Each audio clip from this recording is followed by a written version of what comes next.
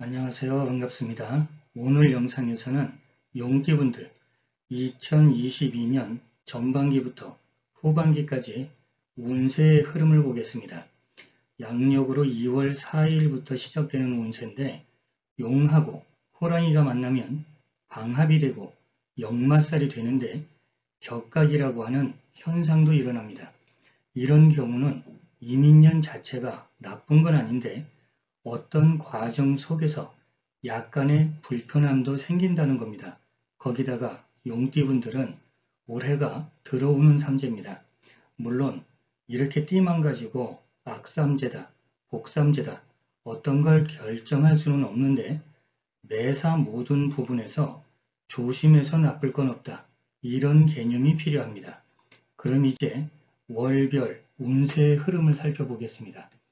이민월 양력으로 2월달은 용하고 호랑이가 만나서 서로 경쟁하면서 불편한 것도 있지만 분주하고 바쁜 달입니다. 개묘월 양력 3월달인데 용하고 토끼가 만나면 방합이 되니까 서로가 협력 잘하고 의기투합하고 전혀 나쁠 건 없는데 다만 육해살이 되고 사지에 놓였다는 건 매사 모든 일에서 주의가 필요합니다. 하다못해 의욕을 내도 지나치면 안되고 흘러가는 상황을 잘 보고 순응하고 맞추면서 해야지 과욕을 부리게 되면 오히려 좋은 기회를 놓칠 수 있습니다. 흔히 하는 말로 열심히 했는데 결과적으로 남 좋은 일 했다 이런 상황이 될 수도 있습니다. 갑진월 양력으로는 4월달입니다. 용끼리 만났으니까 무리지었고 의기투합만 되면 뭔가 시작하는 것도 좋습니다. 하지만 문제는 자형살이 되고 묘지에 들어갔습니다. 이런 경우는 처음에는 손잡았는데 뭔가 문제가 생기면서 오히려 어긋나게 됩니다. 내 스스로 문제를 만들 수도 있고 다른 사람 때문에 문제가 생기기도 하고 결국 서로 간에 경쟁하면서 스트레스 많은 달입니다. 내가 갖느냐 뺏기느냐 생각 많고 갈등도 많습니다. 이런 운에서는 빈수레가 요란하다는 말처럼 어떤 거칠애보다는 실속 챙겨야 됩니다. 감정적이고 충동적인 건 금물입니다.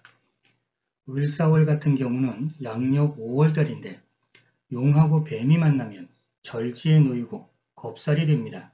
물론 암합도 되지만 이번 달은 꼬이고 힘들고 왠지 복잡합니다. 뭔가에 얽히는 순간 괴로운 일이 자꾸 발생합니다. 결국 중지되고 막히고 멈추는 느낌이라서 고민도 많습니다. 사회생활에서는 겸손하고 부드러운 것도 필요하지만 내 입장을 분명하게 해야 됩니다.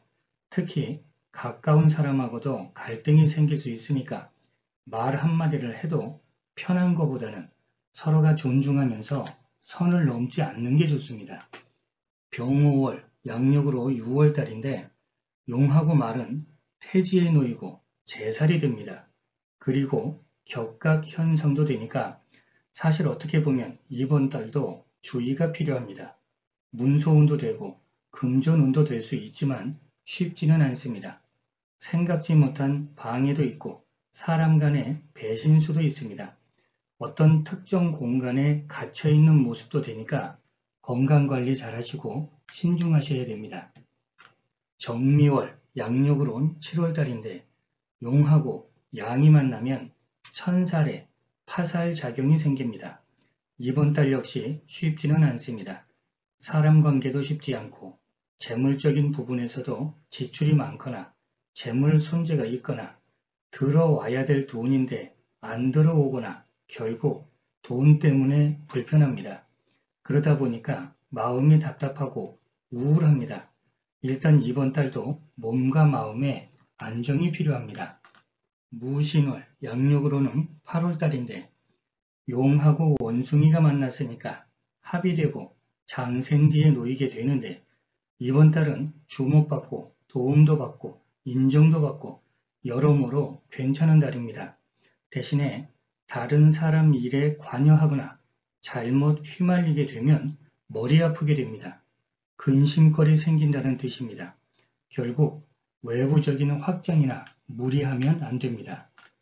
기유월 같은 경우는 양력으로 9월달인데 용하고 닭이 만나면 이번 달도 괜찮습니다.